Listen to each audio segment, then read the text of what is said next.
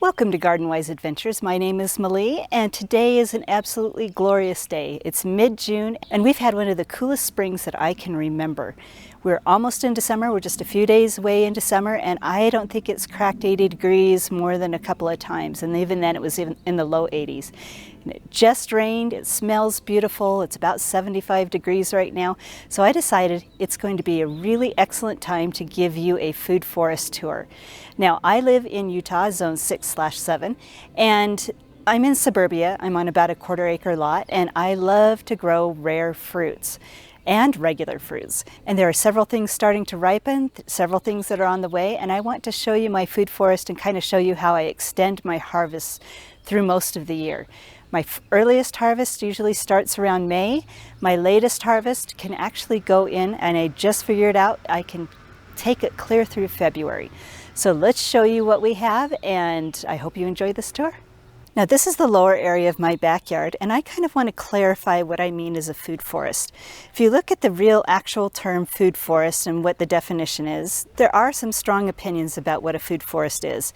Most food forests, when you think of food forests, they do have an upper tall canopy that will eventually shade out the lower canopy, which then are removed and used for their wood.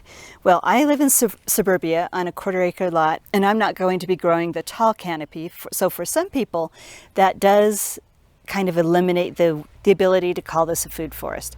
But because I want to do what I want to do, I'm calling it a food forest because I put a lot of food in here. There's trees, there's herbs and edibles down below. So I try to incorporate as many principles of food forest as I can without having that tall canopy. So let's kind of go through here and show you what I have on this side. So here's a sweeping view. I live in an area that's on a hillside next to a mountain, and the person who built this house dug out, I think he said there was like 20 dump trucks full of dirt that he took out of this area so he could have a flat lower area. And I'm so glad he did because it made this property usable. So on this lower area, or on the north side of my house, I have my shade plants. Now I do have mint.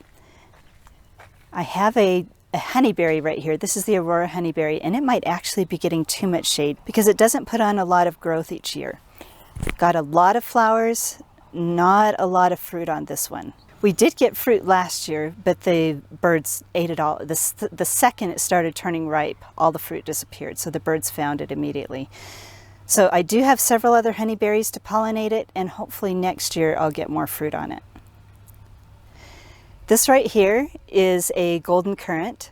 Just a few weeks ago, this was standing about 9 feet tall, but it weighs itself down, and I talked to several people, and it sounds like this is what they do. The golden currants get heavy and really droopy, and they don't stand up well. So I am trying to decide what I want to do with this. The fruit is really delicious.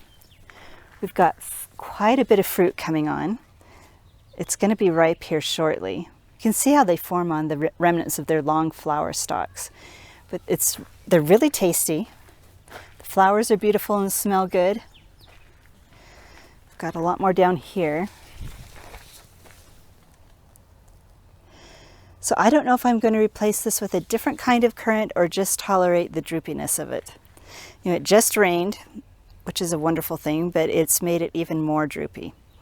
So we'll see what happens with this, but this is my edible golden currant. We've got a 2-year-old jostaberry that did not fruit this year at all, but I'm hoping that it'll fruit next year. We have a 2-year-old pink champagne currant right here that is fruiting heavily. Let's take you to this other side and show you.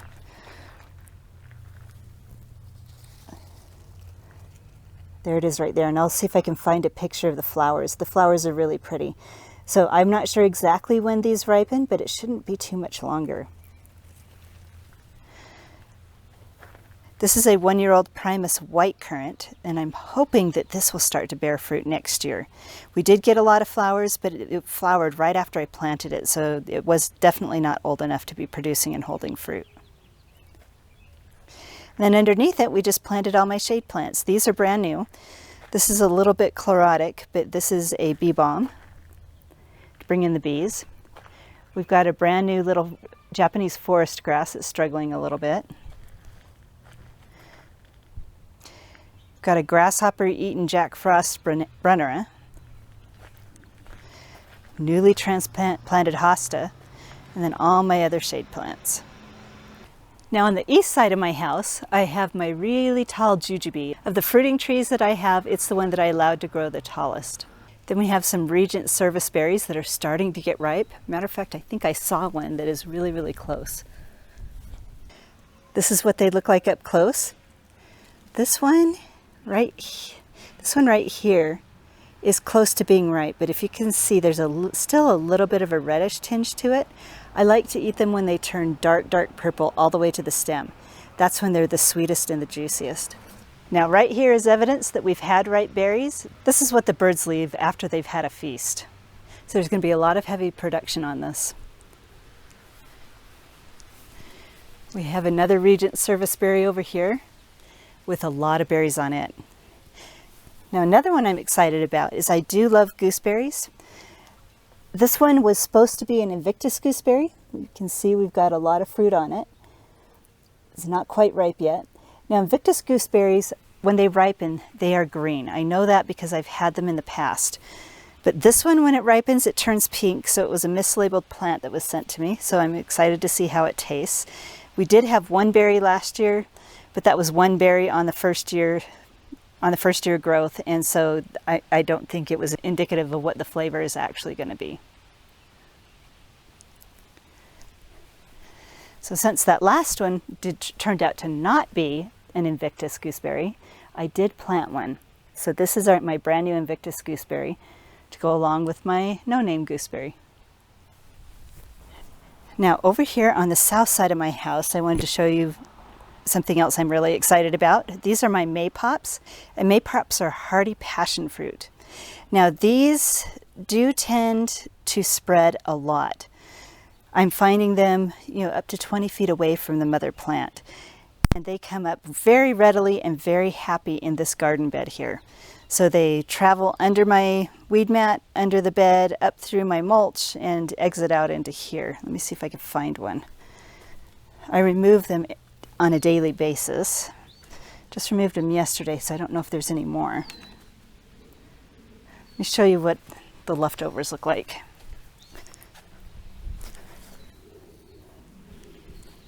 So when I pull them out of my garden bed, this is a sprout, and that is how long it is.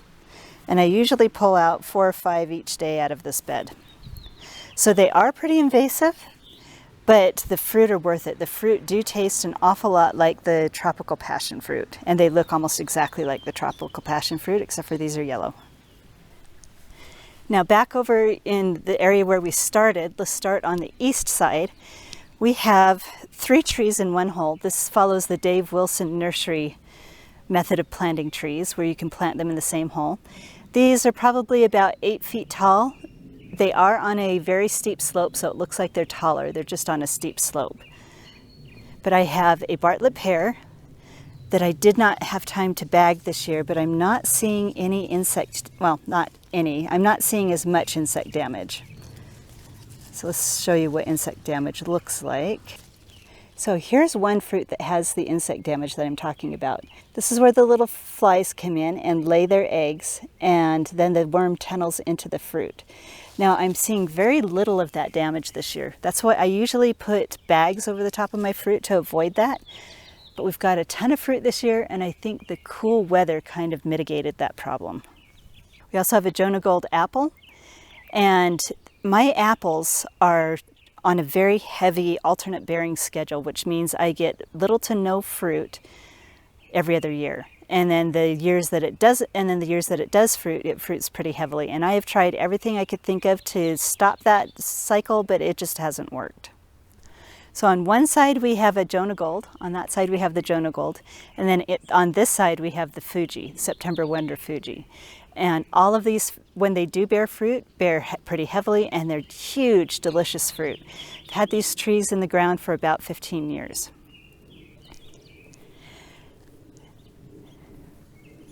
And just for the novelty of it, and so that I could actually get fruit on the off season of my alternate bearing apples, I did plant some columnar apples. This one is a Scarlet Sentinel. and this one is a North Pole. Last year they did bear fruit, but it was their first year. I only left one fruit on it, and they didn't taste very good because obviously the first year the fruit is not going to be as sweet as it normally is. So I'm leaving. So the Scarlet Sentinel did not bear fruit this year, but the North Pole did bear tons, and I pulled off all but 3. I probably should pull them all off, but I left 3 on it just so that I could see if they taste any better this year. They're supposed to taste almost identical to Macintosh apples. This is one of 3 of my hardy pomegranates. As I said, I live in Utah zone 6/7, which means most winters in the recent past, in the last 6 years, have been zone 7 winters. Previous to that, we were getting a lot of zone 6 winters, and I've actually seen a zone 5 winter. So we have to have plants that can tolerate all the way down to zone 5 with protection. Now, I did protect my pomegranates and my figs last year, and we'll go over my figs when we, in a little bit. And this one did not die back at all. There was no dieback on this one. This is a Kazake pomegranate, and it's the only one that has a flower coming on it. There's a bud. This is its 2nd year. Oh, actually, look at this. We have flower number 2 right there. So 2 flowers coming on these, and it'll be fun to see if they actually bear fruit this year on their 2nd year. I will be protecting them. When I protect them pretty lightly. I just wrap them in, I tie them together, wrap them in bubble wrap, and then I wrap the outside with greenhouse plastic. So that is less protection than I offer my figs, but it's still pretty heavy protection. I think this year I'll just try the greenhouse plastic and see how they do. Now we'll move on to my figs. I tried a fig propagating experiment, and I only had 2 of them. Well, I had more than 2, but I've only planted 2 in my yard that actually survived out of 30 tries, and this is one of them. This is a Marseilles Black. It's not going to produce figs for me this year, but I hope it gets well established and produces figs for me next year. This was planted last year. This is a Negron fig. It's supposed to be early producing. Right there, I don't know if you can see it. Let's see if we can get it to focus. But we've got, I think, a little fig coming. This is green growth points and fruit producing growth points. So we're going to see if we get figs this year off this one. This will be its 2nd year, and it did not produce figs for me last year. This is another one of the cuttings that I started. This is an Italian honey, which is also not going to produce for me this year. Hope it produces next year. This is one that I purchased from One Green World. This is an Olympian fig. We've got little growth points on this one also. Now, as you can see right here, right there, see if I can get it to focus again, I've been pinching my figs. I learned that the actual fruit comes off of the side shoots between the branch and the leaf node. And if you want fruit, you need to wait until the new growth comes in and looks strong, has a little bit of growth on the leaf nodes, and then pinch out the tip. And let me see if we can find one where we can show you how to do that. So right here we have a branch on my Ronde Bordeaux that I haven't pinched yet. And if you look on this leaf node right here, I'm really having a hard time getting it to focus again, but there's little growth points there. So what you do is you come to this tip right here. You don't need to pinch off much of it, but you just use your fingernail, pinch that off, and that's going to force side growth, which this is the side growth right here. I've been doing this as they come through. And then right here, if you look, you get the side growth, which is green growth, and then the other part are baby figs. So we've got baby figs coming on the areas where I pinched the growth off. So as I said, this is a Ronde Bordeaux. This is its 3rd year. It has not produced fruit yet until this year. So this is its 1st year. We did have one early fig come on. So this fig is what is called the Breba crop, and it's produced on the old wood. The new figs come in on the new wood. Now, one reason I protect my figs is so that we can get that early Breba crop. Our first frost is usually in September, and if you're not careful and your figs do not form, here in Utah at least, before July, they don't normally have time to ripen before the first fall frost. So we're hoping to get a good crop of figs off of this one. Now let me show you out front a fig where I'm going to get a good Breba crop. Now in the front yard right here, this is a fig that it was a cutting that I got from a friend. So she said that her family has had this fig on their Salt Lake property for decades, and it always produces figs, and I don't think they've ever really protected it. Now I protected it this year, and we are getting figs. You can kind of see the figs here. We have probably about a half a dozen figs on it, and I've also been pinching this one. We've got another branch tip we're going to pinch. See if we can get some side shoots. You can see right here, I don't know if you can see it, but there's a baby fig right there, and there's a Breba crop fig right there. So I love figs, and I have 8 varieties on my property. We'll show you more of them when I get to the front. So that was my figs. Let's go over here and show you my persimmons. Now I did an earlier video where I talked about how I had lost my Nikita's Gift persimmon tree and how sad I was because they're not available anymore this year. I was going to have to wait until winter, order another one. You know, the reason it died is that it was so pot bound and I didn't see that the roots strangled themselves. I figured that out when I dug the tree out to see what had happened to it. But, you know, I was going to have to order another one and then wait another year before I could possibly maybe even see some fruit. Now, there was a wonderful gentleman who saw my post and offered me one of the persimmons that he grafted. Now, this is not Nikita's Gift. This is a Cassandra persimmon. Look how beautiful that is. It's done beautifully since I planted it. We had 2 flowers. It's so young, I doubt that this will hold, but this is what the developing fruit looks like. The flowers are gorgeous. And let me see if I can find a picture of what the flowers look like. But thanks to that wonderful gentleman, I'm so grateful for him. I do have a persimmon tree, and I'm not going to have to wait a full year before even the possibility of it starting to fruit. This is my Ichikekai Jiro, early Jiro persimmon, and it is still struggling to put on a lot of growth. We're just going to wait and see what happens with it and see if we can get new growth on it. Well, we actually do have new growth, but we're going to see if we can start pushing more growth on this. This is another one of my pomegranates. Now it's not as hardy as the Kazake that I have, and I'll go up front and show you my Slavatsky, which is another pomegranate. This one is only 2 years old, so it's not going to fruit this year. But we did have significant dieback on the winter, and this is the regrowth. So the roots did survive, and it is regrowing. So I'm having high hopes that if I protect it heavily over this winter, we might get more fruit on it.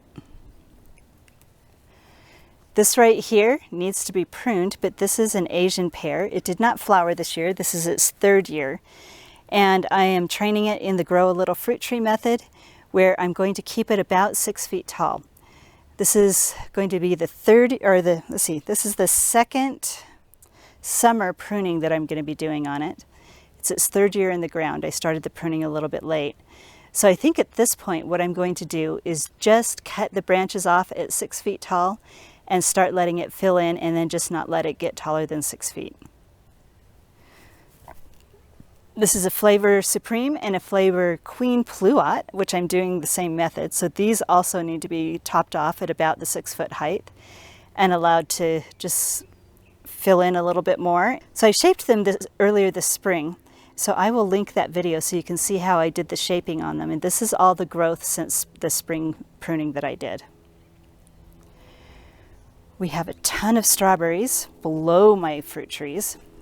Look how pretty these are. At the end of the video, we'll do a harvest and I'll show you how many of these strawberries I'm going to get. I've gotten 2 gallons so far in my freezer so that I can make some strawberry jam. We have flowers that we've put under the fruit trees. This is new this year that we're starting to add the flowers because I finally feel like I've filled out my food forest with the trees, and now I can work on the undergrowth areas. But this is anise hyssop that has reseeded itself. It's reseeded itself all over near this pathway. It's edible and it does bring in a huge amount of pollinators. The pollinators love the flowers, which bloom late summer. This is another lower growing shrub. Well, actually it's going to be about 8 feet tall. This is a gomeberry. This is a sweet scarlet gomeberry. And the leaves are so interesting. They have this unusual texture and stippling on them that is really, really pretty. So I'm excited to get fruit. It had a ton of flowers on it this year, but it's its first year being planted, so it didn't fruit. We do have to have a pollinator, which is not doing nearly as well. It's getting grasshopper eaten and it's just not as happy in this area. This is a red gem gomeberry. More of the flowers that we planted are the yarrow. This one is just starting to bloom. Got another yarrow over here. Gorgeous colors. I've got 2 more honeyberries that might be too close together. We'll see what happens with them. This one is a honey glen honeyberry, which is a mid-season. This is a borealis beast honeyberry that was just planted this spring, so it's sitting there and it's not going to get very much growth on it until next year, I think. They do go dormant in the summer and quit growing and start looking pretty straggly, and then in the fall they start growing again.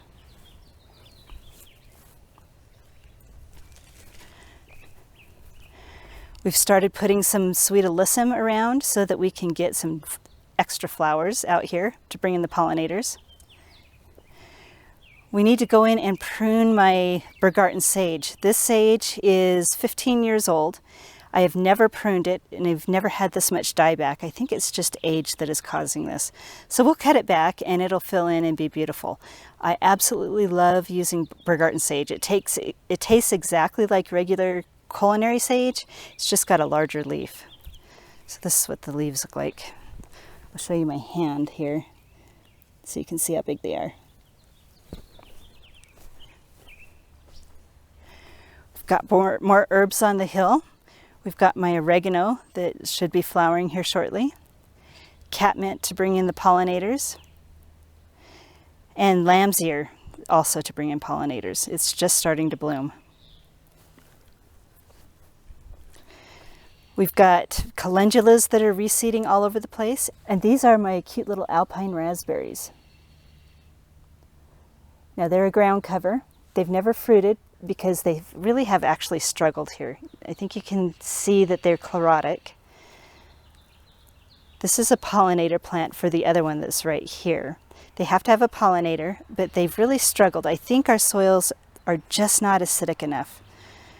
Flowers are gorgeous though. Who knows, we may end up ripping them out later. Now this is another one that I'm hoping actually survives. Last year I planted ashwagandha, which is an Indian herb that you grow for the roots, and it did beautifully. It was a huge success, and these are plants that are grown from the seed that I saved from those first plants last year. Now these are struggling. I think what happened is I put them in an area that gets too much water. They like to be in a drier area.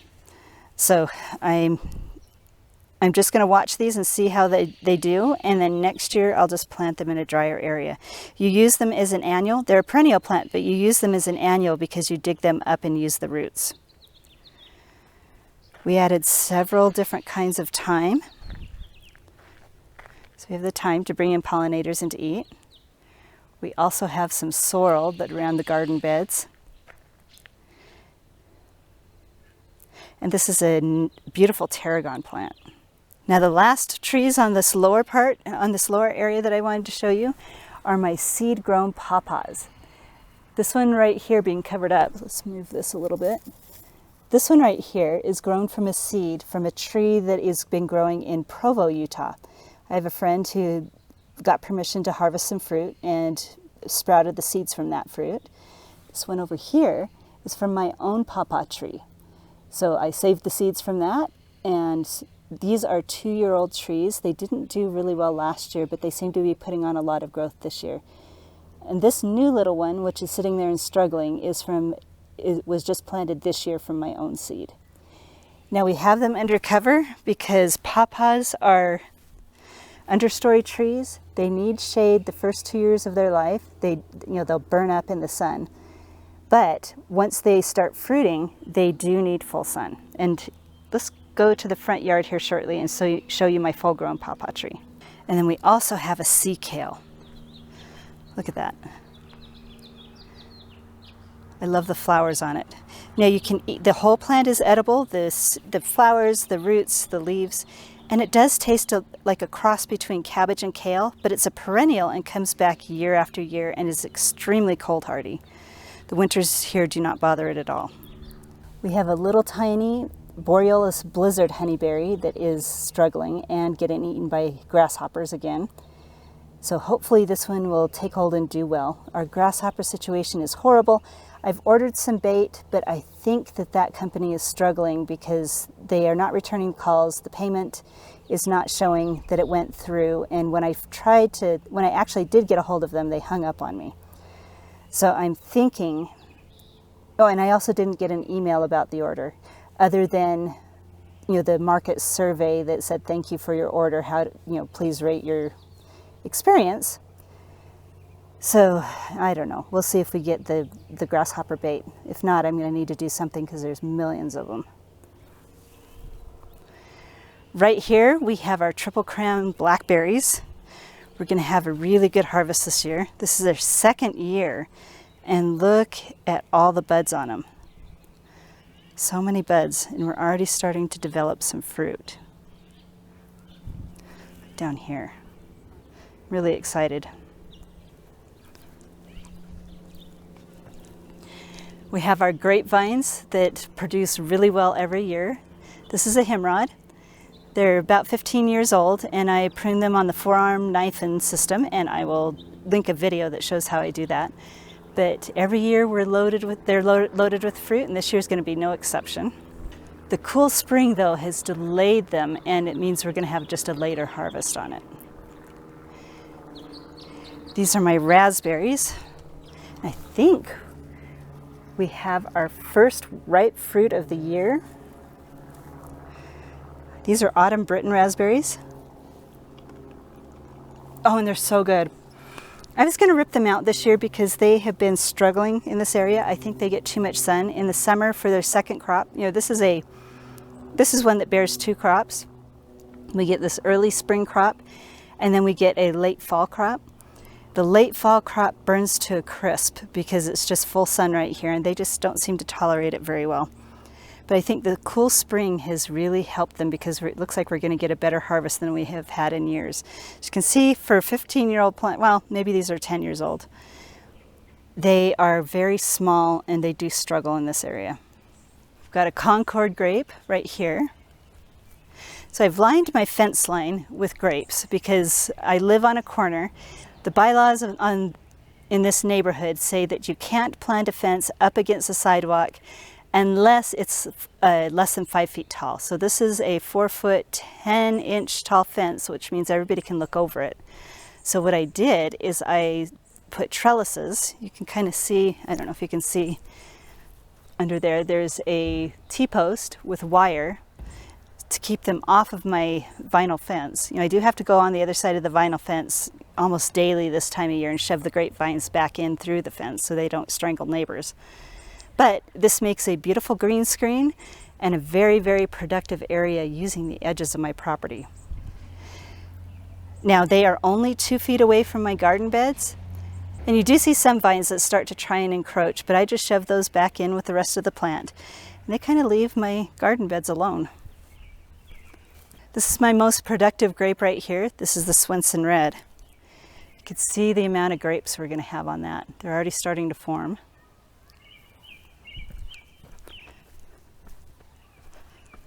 This is my favorite grape for flavor, but also the least vigorous grapevine that I have, and this is a Canadas. Absolutely delicious grapes.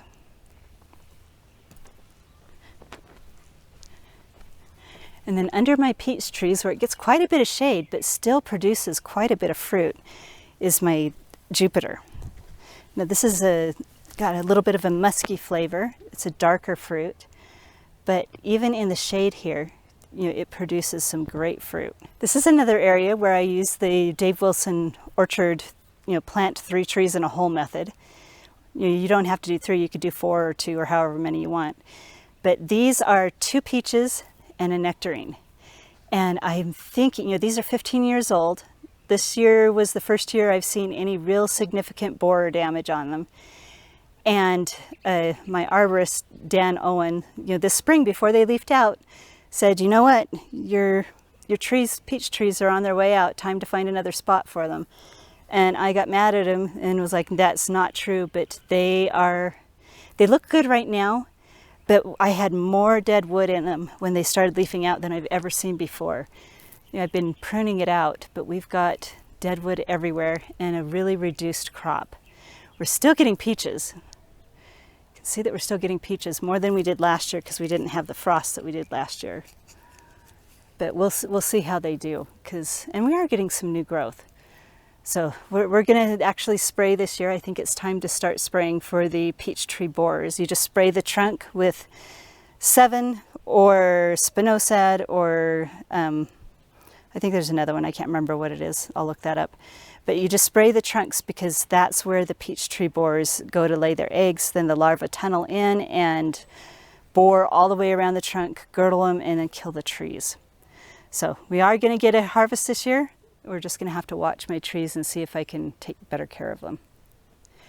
Now for my cherry harvest. Look at the amount of cherries on this tree. It's going to be a huge harvest this year. I allow this tree to get taller than most of my other trees. I allow it to stay around 12 feet tall. Dan comes and prunes it for me. And it's just an amazing tree. I love it. I do end up having to share fruit with the neighbors during the year because it's just more fruit than I can use. I pick them a little bit early, pit them, soak them in water, and then I freeze them. And then any worms that are in it, you just really don't see at that point. Now I know that sounds gross to some people, but that's how I deal with the worms because it's almost impossible here in Utah to have cherry trees that are worm-free unless you spray them heavily weekly after they start turning pink. Under my cherry tree is my really beautiful Santa Rosa plum. We're going to get a really good plum harvest this year. There's just tons of plums because, like I said, we didn't have a late freeze to take out the blossoms. So I'm really excited about this harvest this year. Usually we get a mid-sized harvest and the birds get a lot of them. So I think this year I might be able to make plum jam. I'm really excited. These are my kids' favorite fruit. We grew these in California and they're just so sweet and tasty if you let them ripen to a really soft stage. This is my new elderberry. It's called Jonade Serenade. It didn't come out with the spring colors I thought it would. It's supposed to have beautiful pink coloring on the tips on the new tips, but it didn't. We did have one flower. This was planted midsummer last year. Got eaten down by grasshoppers, you know, the large grasshoppers that we had, and this is what came back. So I'm excited to see how this does. This right here is a Chicago hardy fig that's been in the ground for 10 plus years. This is the tallest it's ever gotten. It's in rocky soil with no nutrition and it doesn't get a lot of sun. So it stays alive, but it never fruits and it doesn't ever grow past that stage. So I just leave it there because it's a survivor. This right here is a pistachio grown from a seed from a tree from the USU campus. Now, in the 1970s, there was a group of, were they Pakistani students or Turkish students? I can't remember where they came from, but they brought seeds from their trees and planted them on a rocky hillside near a parking lot that had no irrigation. Those trees are still there since the 1970s, and they still produce nuts with no protection and no extra irrigation.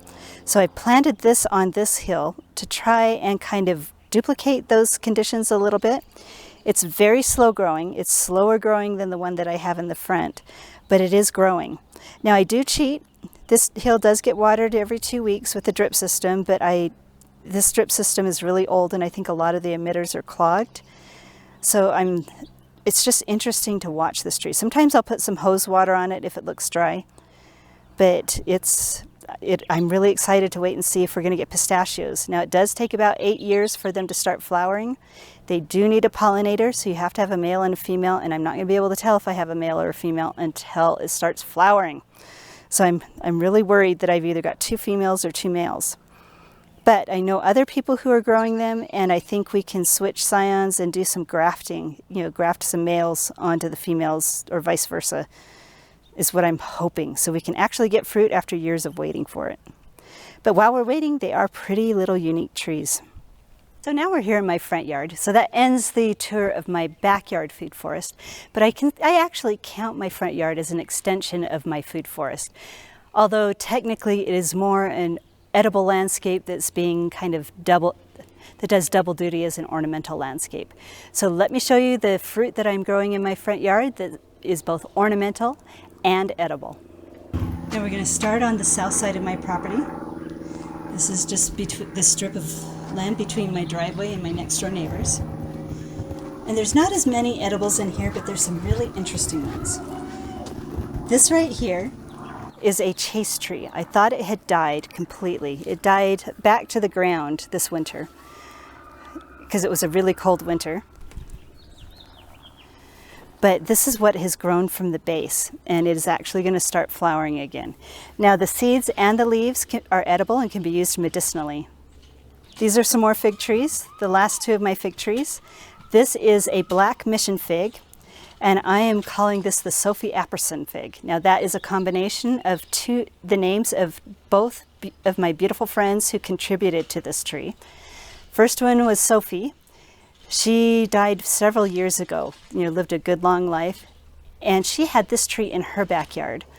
And then my friend Sherry, who's the second half of the name, using her last name, she propagated that tree and grew it in her backyard for 10 years, took cuttings, propagated those, and then sent one to me with another friend. So actually there's 3 friends who have contributed to this. So we're going to have little fruits on this. You can see it right here. We'll see if it has time to ripen. We had fruits on it the first year, which was last year, but they didn't have time to ripen. This is mid-June. They're starting to form, so I think they should have time. Now, this was growing in a pot over the winter, and then I planted it early this spring.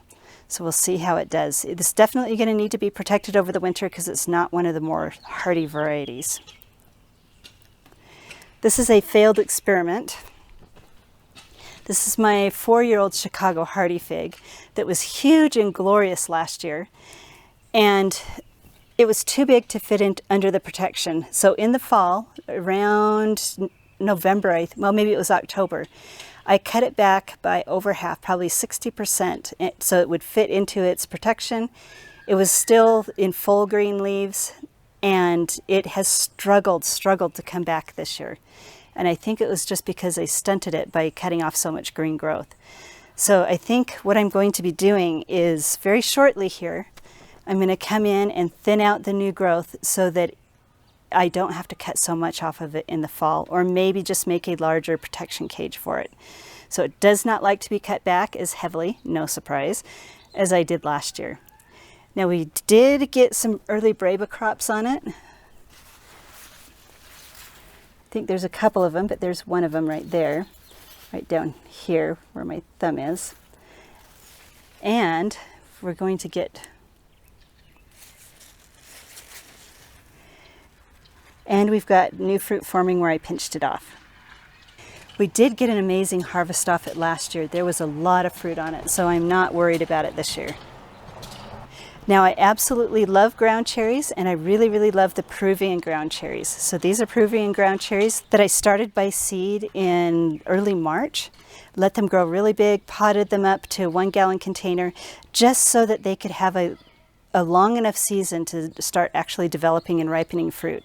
Last year I didn't start them as early, and they didn't have time to ripen their fruit. Produced a lot, they just didn't have time to ripen. So this year they will absolutely have time to ripen their fruit. This is another beautiful elderberry. This is a black tower or black lace. I can't remember which one I got. Flowers are gorgeous, but it does need a pollinator, which means another Sambucus nigra, which the Jonade serenade that I showed you up on the hill, that will be the pollinator for this plant as soon as it's old enough to start flowering heavily. But once they flower, then the Sambucus nigra are edible berries. This right here is my other pistachio, and you can see the growth on this one. We're right up next to my neighbor's grass. It gets a ton of water, so obviously they are drought tolerant, but they love getting enough water. Look at the leaves on this. Isn't that gorgeous? So in my front yard, almost all of the trees are edible. Now we have a lot of kids in this neighborhood, and I'm not going to show you them because of privacy purposes, but as you can see, we also have a ton of strawberries. We have really great kids in this neighborhood, and they are allowed to pick strawberries. In the early part of the season, they're limited to 2 per day each because there's a lot of kids and I want to have enough to produce a year's supply of strawberry jam, which I've already done. So now they're allowed to just free graze on the strawberries, and we have tons of them. Look at the amount of strawberries. We get a large bowl full every single day, so we have plenty to share. We have my green stalk over here that has edible calendulas, edible pansies that reseeded themselves from last year, and more strawberries.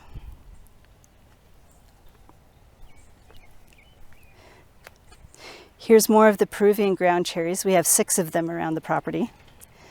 This one right here is a yellow horn seedling. Now I did start this by seed myself from a plant that it was grown here in Utah.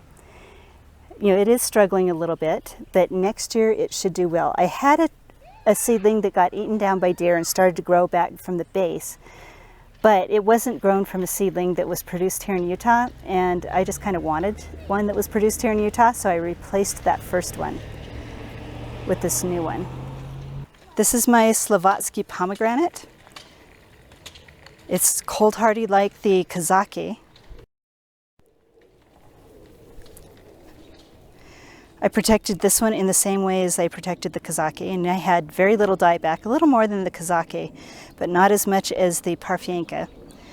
But there's no fruit forming on it this year, but I have full faith that we're going to get fruit next year. I will continue to protect this over the winter. Now we have two hazelnuts on my property. This one right here is a Doris hazelnut, and it pollinates the Lincoln that's over here. So we have a Lincoln hazelnut over here. Now these are 2 years old, and they're starting to put on some good growth. Last year they just kind of sat, but you know, I believe in the gardener's adage that says, first year they sleep, second year they creep, third year they leap. So next year we should see significant growth off of these. This is one of my bush cherries. This is a Juliet bush cherry. It's a little small. It's been transplanted several times. And this is my other bush cherry. This one actually is getting fruit on it that has started to ripen. Look at this. We've got the fruit right there. It's not a lot of it. We lost some, but we definitely have some fruit on it this year.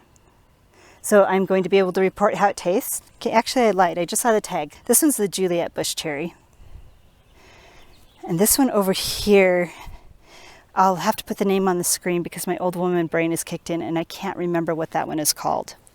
But we do have a Borealis honeyberry. There were a lot of flowers on it, but none of them set fruit again this year like the rest of them.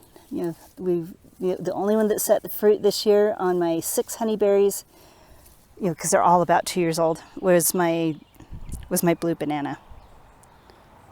So over here we've got my bigger trees, but we're going to start with this one.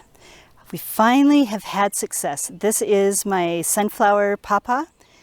This one's 4 years old, or 3 years old I should say, and we're finally starting to get significant growth, and I'm no longer going to worry about it. It's not going to be covered this year.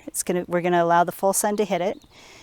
It was covered the first 2 years, and I have tried, I think this is my 7th try after I got my Davis pawpaw to fruiting age. But I think I cracked the code. Number one, they can't dry out, especially when they're young. They need to stay moist. They are an understory tree. They need to have protection the first 2 years. And somebody on one of my garden groups just finally did some research and found out that these trees cannot be transplanted when they're dormant. And every single tree that I've tried to plant has been dormant when I planted it, early spring or late fall, but they've all died. And she said they have to have leafed out and be growing a bit before you plant them. And that's what happened with this one. It had leafed out already and was growing when I planted it. So from this point on, although I don't think I'm going to be planting any more pawpaws, if I do, it's going to have to be while they're leafed out. This Davis pawpaw is 15 years old, and it's been fruiting since it was 6 years old. So let's show you some of the fruit. And then I'll show you pictures of the flowers, because we got some great pictures of flowers this year. The flowers are gorgeous. This is a new little fruit set. I don't know if it's going to hold on to the tree or not.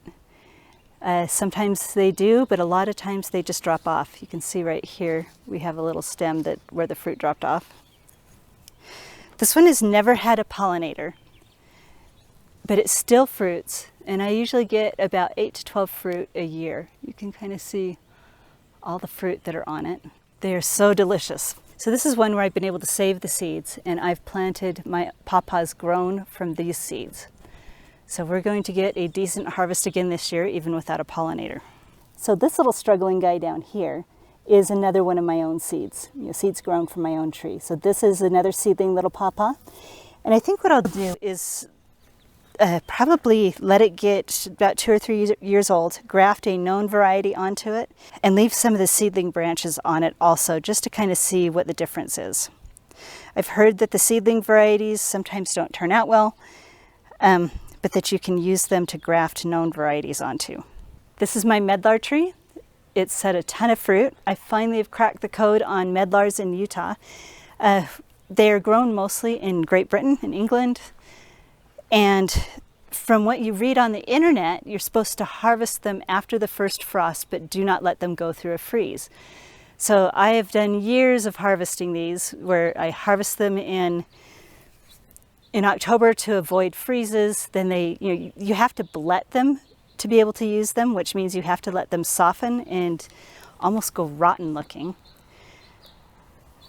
So I've tried bletting them in October, I've tried bletting them in September, and usually I only get about half success that way. But last year I got tired of it, left most of the fruit on the trees, and then in February we had a garden event here, and the old fruit was falling on the ground. It was perfectly bletted. It was perfect. So all you need to do is leave it on the tree and then harvest it in the winter after it's frozen. Last winter we got near 0 degrees, and so it took that 0 degree temperature and still bletted and was perfect. So that's how I'm going to be using the medlar tree. So that's how I'm going to also be extending my harvest clear into February. The next earlier one to harvest is my jujubes, which are ready in October and November. This right here is a young almond. This one's 2 years old. This is a bounty almond. And this is the Nikita's Pride, which is its pollinator. This one was planted this spring. One of my fast favorites that is a gorgeous ornamental, and it is also edible, is the Drops of Jupiter Oregano. Now, if you watch Garden Answer, she planted some, and I immediately had to have them because they were just so beautiful. They have a chartreuse foliage, so they add that pop of color into your landscape, and then they get gorgeous, gorgeous pink blooms that last quite a long time that bring in the pollinators. Now, it's not as strong as regular oregano, but it is still an edible variety. It ticks all of the boxes for a landscape plant, so I would love to see more people planting this. Now, my front border, this is watered along with my garden bed, so this is a high water area, or higher water area. It gets watered 2 to 3 times a week, depending on the time of year. But we've got kale, blue Ruffles kale, and purple Ruffles kale, along with a catmint, and I think I might be replacing this catmint with a smaller variety. This is a Walker's Low that I planted 15 years ago and have divided throughout the years, but it's just a little too big and gangly for this area, although it is pretty. It's not edible, but it smells good. We've got nasturtiums that are edible, calendulas that are edible. We've got grasshopper-eaten Swiss chard, so this is part of the Bright Light series. Pansies are edible. This is the Chinese This is the Chinese pink celery. Very ornamental. Tastes just like celery, just a tiny, tiny bit stronger. Snapdragons are supposed to be edible, but I've never eaten one. I don't think they'd be very tasty. So those are also edible.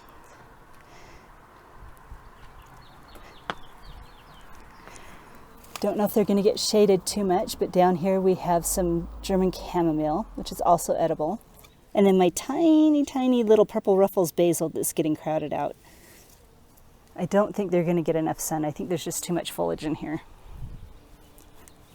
But hopefully this inspires you to try planting some edibles in your landscape. Whether or not you call it a food forest or have a true actual food forest, it doesn't matter. Planting edibles in your landscape is a lot of fun, it's healthy, and it's easy to do. So hopefully this video has been helpful for you. If it has, I hope you like, subscribe, share it with your friends, and go have a wonderful garden adventure.